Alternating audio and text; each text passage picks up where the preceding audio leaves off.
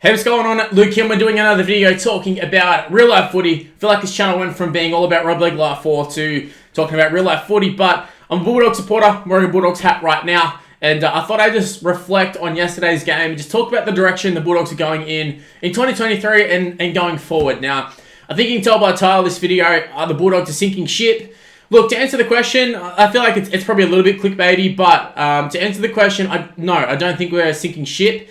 Yes, in regards to 2023, obviously this season has not been a success. All the hype at the start of the season, and when I say all the hype, it's not all the hype to make the top 8 or make the top 4 win a premiership, but just the whole hype about, we're creating the right culture and creating this winning culture and, all that sort of stuff, all the yarns that were spun at the start of the season, all the videos that were made, all the positive sort of, getting the fan base sort of up and ready for the season. It all kind of it dwindled into absolutely nothing, but we're playing the long-term game. We're not looking at 2023 as like a do-or-die season. It was never going to be the case, especially when you have a big marquee signing in Stephen Crichton already signed for the next year. So you kind of understand that this year is probably going to be a bit of a write-off. We were never going to compete with, the top 4 sides and all that sort of stuff. Yes, it would have been nice to have seen some better performances, but we're probably not going to come last, which obviously I don't really care too much as long as it's not the wooden spoon where we finish this season, considering how things are gone. Yes, it would have been nice to have been competing for the top 8, and that was honestly the goal, I think, for a lot of Bulldogs fans. I feel like there was a little bit of a misunderstanding, I guess, from other fans where they're like, oh, these Bulldogs fans think that their side's going to be the best. No, we didn't. We really didn't think that we're actually going to make the top 8. We just wanted to be in the talks of it. And obviously, at times, there was a little bit of hope, and at other times, like now, there's been absolutely no hope. So, there's been a few little glimpses, but I think the thing that can be said that needs to be remembered is just the actual injury toll. Like, this isn't like a normal injury toll. This is kind of like a very, very high, in terms of any clubs, in terms of the NRL, in any year really, like this is a very high injury toll, and also to important players. Like it's not just your fringe guys, it's your top guys, it's your fringe guys. And look at the previous game. We just signed Toby Sexton, he didn't play. Josh Adokar didn't play. Kikau didn't play. Luke Thompson hasn't played all season. They're just like the main guys. They're the top guys. You're adding on the other fringe guys. I don't know, like your Pelés and Jacob Preston didn't play as well. There's a lot of guys who haven't played, and they haven't played for big parts of the season. And then we get one player back, and then the next guy's out for a large portion of the season. So it hasn't been successful, and there's a bit of talk right now about turmoil between Raymond Faitala-Mariner being told he can look elsewhere, and Ryan Sutton as well. First off, I want to say Ryan Sutton was never like a fan of him when he was at the Raiders in terms of a signing. I wasn't too keen on him. Losing Paul Vaughan and going to him, I was like, well, that's a definite downgrade, but look, he came to us and he was even more disappointing when I've seen him play. It's just one of those guys, when you get on the field, you just go, oh man, just don't stuff up. Kind of in previous years, Corey Waddell's kind of been like that, although he's kind of fixed things up a little bit. Ockenball's another one.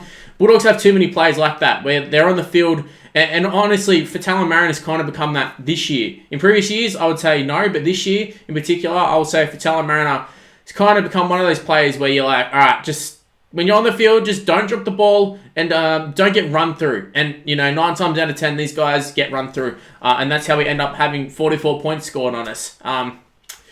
Panthers were beating the clock at one point, and they're not the only side to have done that in recent times. Obviously, we've seen the big scoreline from the Knights. Knights have sort of gone on to prove that they've actually been a pretty decent side over the last month or so, but just like a performance like that, that's where you would think this video would come. And I'm talking about, doom or gloom, and I think I did make a video on it, but at the same time, like, you've got to be realistic about the situation. And like I said, I named a whole bunch of players who didn't play.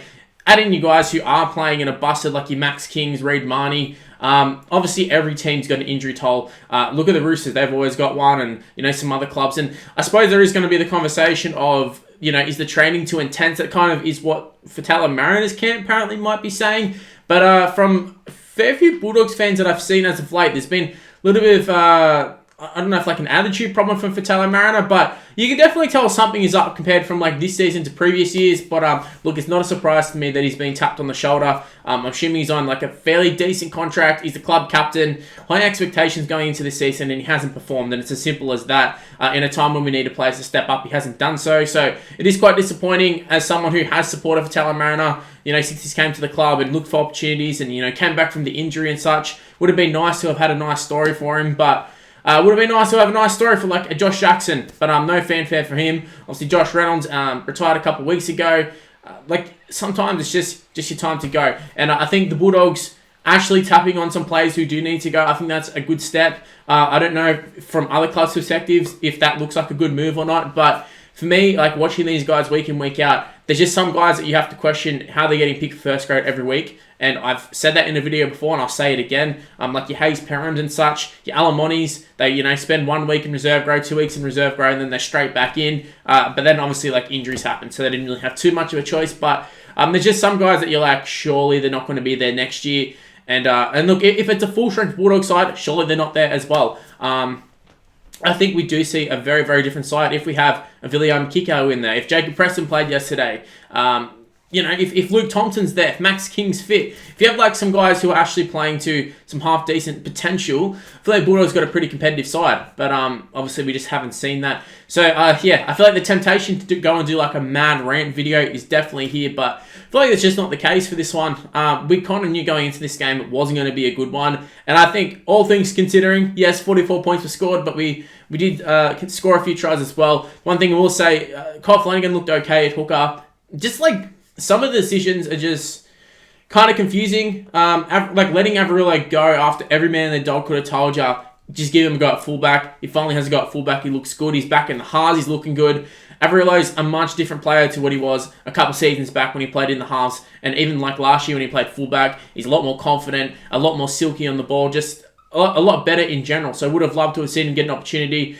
Obviously, it's like disappointing when you let a guy who's come through the ranks leave, and then you go and sign another guy who doesn't even play that position to go play that position. It's just like sort of those parts I can understand from fans why it's frustrating. But at the same time, though, like you can't keep them all, and it's a long-term game. It's a long-term plan. I'm hoping, and that's what I think Bulldogs fans are going to keep in perspective, is that it's a long-term plan. And I mean, I suppose there is that sort of worry that, are we going to end up like a Penrith side, or are we going to end up like a Tigers side, where we're constantly talking about the future and it's always next year, because it's kind of becoming that point. But I mean, we're obviously making better signings, and the Tigers, just a matter of doing it on the field. But I suppose that is where the worry comes from, is that you see a side like Penrith and you say, well, that's if everything goes correct and everything goes to plan, that's what you end up like. If it doesn't, you end up like the Tigers, and you're trying to plan for 5 years in the future, then the 5 years come, and then you're planning for the next 5 years, and you're still just getting absolutely nowhere. I feel like at this point, I've kind of made my point in this video that like yesterday's performance, like the positives, there wasn't many, and funnily enough, like one of the few positives in terms of like your Jake Averillo's, he's leaving anyways, so a little bit bittersweet, but like the positive is, I guess, is that we're missing a lot of players, and Penrith had pretty much their full strength side, and we didn't get beat as bad as we did with the Knights. And I will say, it did look like players were trying. It wasn't through a lack of effort. I think it was just through a lack of skill. And some of the tries were just like lucky tries, like a length of field try, just like one missed tackle and they're gone. Like just little things like that where Penrith made us pay. And that's probably all there is to it. But, we had a few chances where we looked to right. And I think just lack of cohesion. And, why would there be any cohesion? Reed Marnie's coming on. I couldn't tell you if he's playing lock or halfback or where he's playing. But he definitely wasn't playing hooker. Kyle Flanagan's there. Hayes Perhams in the last minute. Averillo's moving in the halves. You've got Fatala Mariner playing as prop. You got, all these different guys playing different positions.